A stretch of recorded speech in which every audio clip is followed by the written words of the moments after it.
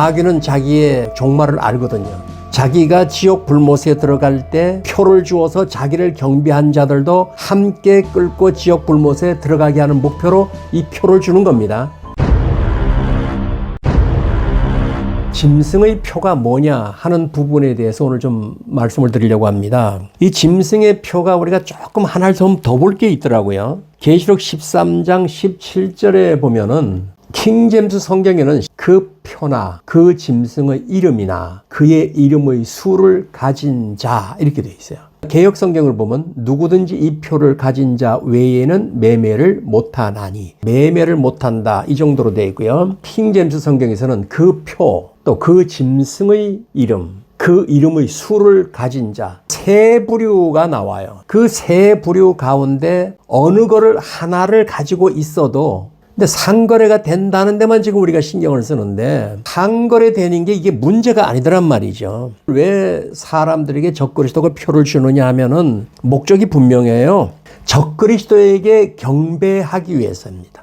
그에게 복종하고 순복하기 위해서 표를 준다는 겁니다. 두 번째 목적은 뭐냐 하면은 지옥 불못에 집어넣기 위한 표를 주겠다는 겁니다. 왜냐하면 마귀는 자기의 종말을 알거든요.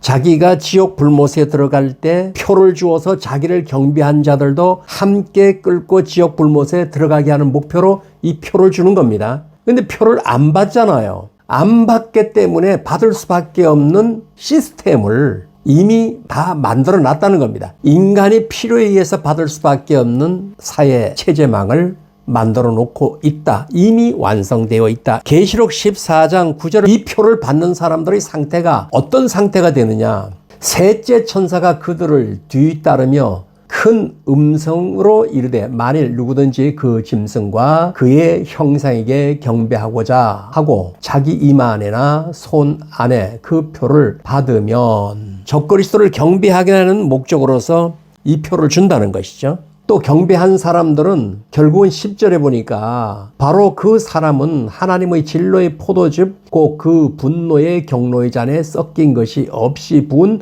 포도즙을 마시리라. 그가 거룩한 천사들 앞과 어린 양 앞에서 불과 유황으로 고통을 받으리라. 결국은 표를 받는 것은 지옥 불못으로 끌고 들어가기 위해서 표를 주는 목적이다. 상거래만 하는 데에 문제가 아니라 결국은 지옥 불못에 끌고 들어가기 위해서 짐승의 표를 칠 수밖에 없다. 그 다음에 표를 받으면은 생활에는 어떤 변화가 오는가? 아주 엄청난 변화가 옵니다. 계시록 16장 2절의 말씀인데 첫째 천사가 가서 자기 병을 땅에 쏟아 부음에 짐승의 표를 가진 사람들과 그의 형상에게 경배한 자들에게 악취가 나며 몹시 아픈 헌대가 생기더라. 이 표를 받은 사람들에게 이 신체적으로 문제가 생기는데 엄청나게 악취가 난다 이렇게 돼 있어요. 근데 개역 성경에는 또 달라요. 첫째가 가서 그 대접을 땅에 쏟음에 악하고 독한 헌대가 짐승의 표를 받은 사람들과 그 우상에게 경배한 자들에게 나더라. 표를 받은 사람들이 우상에게 경배한다 정도인데 킹제임스 성경에는 기록을 너무 정확하게 했어요. 표를 받은 사람들에게는 적그리스도를 경배할 뿐 아니라 이 육체가 악취가 난다는 거예요. 어디 부분이 썩는가 봐요. 엄청나게 통증이 온다는 겁니다. 몹시 아픈 헌대가 나더라. 피부병이 엄청나게 심하여 고통을 겪더라. 16장 10절에 보면은요. 다섯째 천사가 그 대접 짐승의 왕자에 쏟으니 그 나라가 곧 어두워지며 사람들이 아파서 자기 혀를 깨물고 아픈 것과 종기로 말미암아 하늘의 하나님을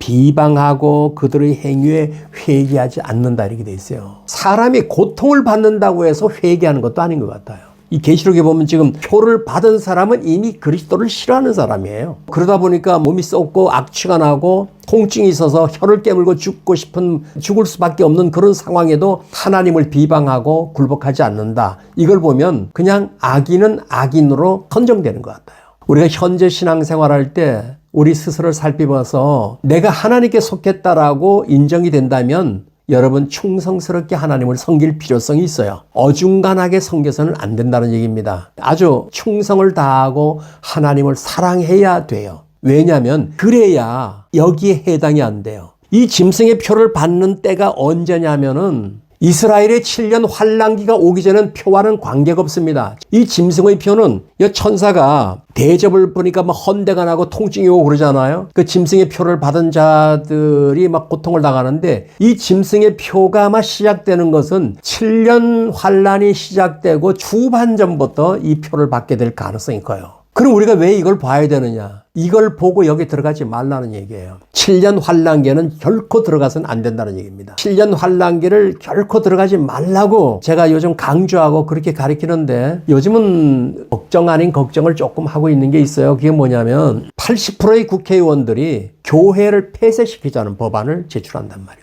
교회가 폐쇄가 되게 되면 복음 못 전하죠. 합법적으로 우리는 전할 수가 없어요. 그래서 제가 요즘은 좀 다급한 생각이 들어요. 그리고 또 하나는 앞으로 계속되는 형태가 신통치 않는 것들이 굉장히 많거든요. 3차 세계대전이 일어날 가능성도 지금 다분히 있고 2025년엔 팬데믹이 올 가능성이 큽니다. 이번에는 오면은 아마 코로나의 한 20배 정도로 예측하고 있습니다. 그 다음에 일론 머스크의 이거요. 얘들 다 계획적으로 지금 진행되는 것 같아요. 남보다 조금 더 빨리 제가 책을 구매해서 그 정보를 알고 읽어보다 보니까 그런 내용이 있어서 야, 이거 이렇게 되는구나 했는데 이거 뭐 정말 금방 이렇게 이루어지는 걸 보니까 계획적으로 다 진행되는 것 같아요. 7년 대환란 때에 적그리스도들이 다스릴 수 있는 정부는 은밀하게 진행되고 있다라고 판단할 수밖에 없는 겁니다. 옛날엔 이건 루머다라고 했던 것들이 이제는 새롭게 좀 면에서 한번 봐야 되겠다. 그런 생각이 저절로 듭니다. 그러면 이런 칩이 어느 정도로 발달됐냐고 하면은요, 82년도에 개척을 하고 그 1년이 안 돼서 그때 한참 바코드가 나오기 시작했어요. 바코드가 나와서 앞으로 이거 종말론을 강의하는 목사님들이 그거를 발표를 했는데 저도 참 그거 참 신기했습니다. 바코드 있잖아요. 그거 숫자를 한번 세어보고 거기에 대해서 공부도 해보고 우린 바코드가 666인 줄 알았어요. 그래서 그때 계시록 13장에 있는 말씀 큰 자나 작은 자나 오른손에 이마에 표를 받게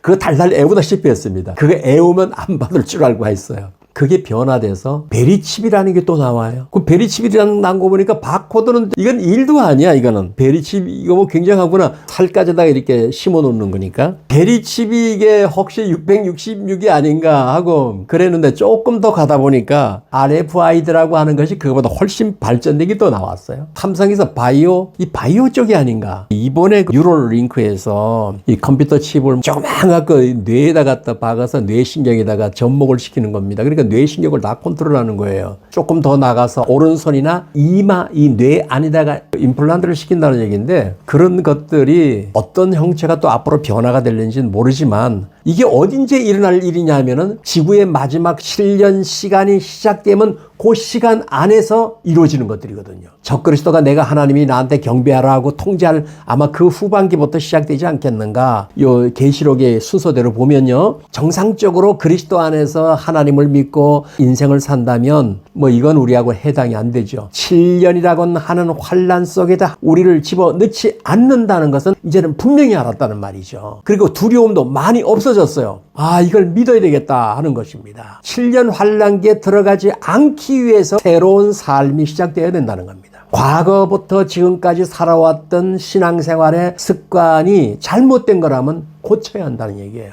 이 상태로는 안 된다는 얘기거든요. 표를 받을 자는 적그리스도를 경배할 자입니다. 그럼 적그리스도를 경배할 자는 알아요. 7년 환란이 오기 전에라도 우리 습관을 보면은 알 수 있다고요. 불순종하는 것이 습관처럼 되어 있는 것. 하나님의 말씀을 탕탕탕 튕겨서 거부하는 것. 이거 아주 위험한 거거든요. 하나님의 말씀은 달게 먹어야 되는 건데 이걸 거부하는 습관. 그리고 우리가 흔하게 범죄할 수 있는 것. 집회로 모이는 것을 습관적으로 빠지는 것. 그래서 히브리서에는 그 믿음의 장이라고 하거든요. 그날이 가까울수록이라는 것이 주 예수가 재림할 그때를 말한단 말이거든요. 그날이 가까이 오면 볼수록 모이는 것을 열심히 해라 이런 얘기거든요. 왜 그러냐 하면은 지상에서 모이는 것이 그날에는 위에서 모이기 때문에 그래요. 공중에서 모이거든요. 신랑이 먼저 가서 모든 것을 준비하고 다시 어느 날 와서 신부를 데리러 옵니다. 그래서 열처녀의 비유는 기다리는 거예요. 예수 그리스도서 내가 가서 처소를 준비하고 나면 다시 와서 너희를 데리러 오겠다. 그게 유대인들의 그 결혼 풍습인데 예수 그리스도가 하늘로 올라가서 우리가 있을 것을 다 준비하고 우리를 데리러 오는 날이 공중 재림이란 말이에요. 두 번째 나타나는 재림이에요. 그 다음에 세 번째 나타나는 재림이 지상 재림이에요.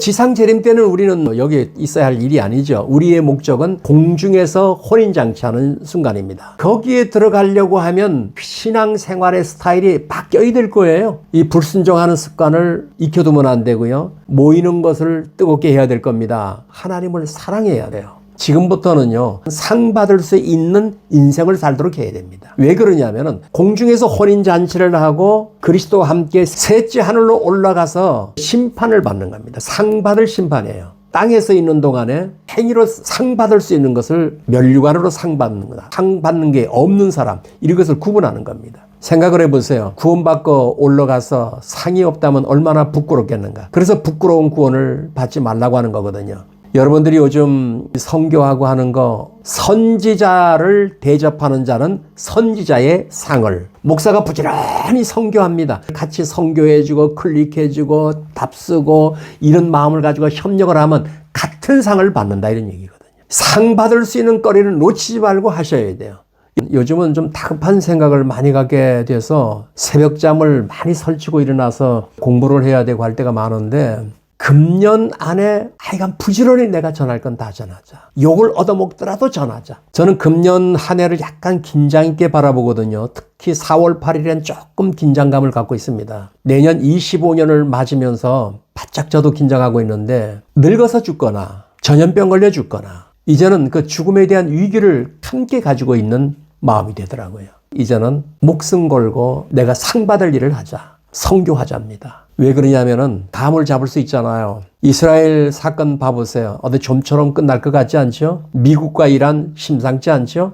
대통령 하나 갈리면은 세계에 어떤 변화 오는지 모르죠? 남과 북 심상치 않죠? 중국과 대만 심상치 않죠? 중동 지역에는 이미 8개 국가가 티그닥태그닥 가죠? 후티 반군 같은 그런 테러 단체가 미국을 공격한다? 여러분 있을 수 있다고 생각하는 겁니까, 그거? 전 세계가 지금 이렇게 돌아가요. 이스라엘은 어떤 경우도 자기들 성전터를 차지하려고 포기하지 않고 있죠. 미국은 안 도와줄 수도 없죠. 일으키면은 빨려 들어가야 되고, 그러다면 무슨 문제가 생길 거고. 여러 가지 각도로 생각해 보면 우리가 성경을 지금 이렇게 쭉 보면서 이 일은 결코 전 15년 전, 5년 전과처럼 봐선 큰일 나겠다. 강 목사는 왜 임박하고 겁주는 그런 메시지만 전해? 겁주는 게 아니잖아요. 다급하다는 겁니다. 준비하라는 거예요. 준비하는 게 우리는 옛날처럼 겁먹은 준비가 아니죠. 굉장히 소망이 있어요. 기도하다 보면 옛날과 다른 거 많이 느끼죠. 아멘 주 예수여 어서 오세요. 제가 기다립니다. 죄와 상관없이 저를 데리러 올 줄로 전 기다립니다.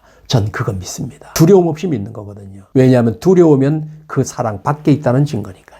온전한 사랑을 두려움을 내어 쫓나니 두려움 자에게는 형벌이 있습니다. 일론 머스크의 표 찍는 그 문제 때문에 제가 이 말씀을 꺼내 들어서 13장을 먼저 봤어요. 이거 사실은 7년 대환란이 시작된 안에 있는 사건들이에요. 뜨겁게 하나님을 사랑하세요. 하나님을 사랑하는데 아끼지 마세요. 핍박을 받든 손실을 보든 상 받는 일에는 놓치지 마세요. 모이는 일을 아주 즐기세요. 그래야 공중에서 모이는데 열애가 되지 않는다는 겁니다. 이런 부분들은 조심해서 신앙의 뉴 라이프 스타일을 가지고 우리가 산다면 절대 그날은 우리에게 해당되지 않습니다. 반전을 한번 생각해 볼까요? 어느 날 하룻밤 사이에 일어나다 보니까 없어질 자들이 다 없어졌고 나만 덩그렇게 남았다고 생각해 보세요. 이거 통과할 수 있겠습니까? 사람이 죽기를 각오해도 죽음이 달아난 시기가 7년 안에 또 있다고요. 그러니까 이 고통은 말로 다룰 수 없는 겁니다. 완전 지옥이에요. 준지옥입니다. 이 지구가. 이걸 자꾸 통과할 생각을 옛날엔 가졌다는 얘기죠. 성경을 다시 보니까 아니거든요. 아예 거기는 신경 쓰지 말고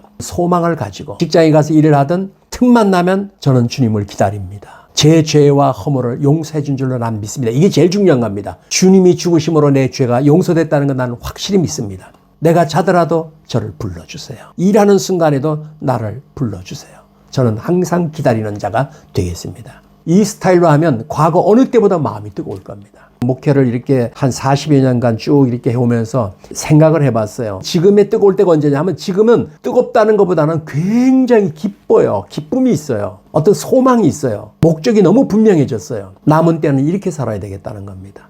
여러분, 영적 생활에 반드시 성공해서 7년 대환란을 면하는 그런 복을 받게 되실 주의 이름으로 축복합니다.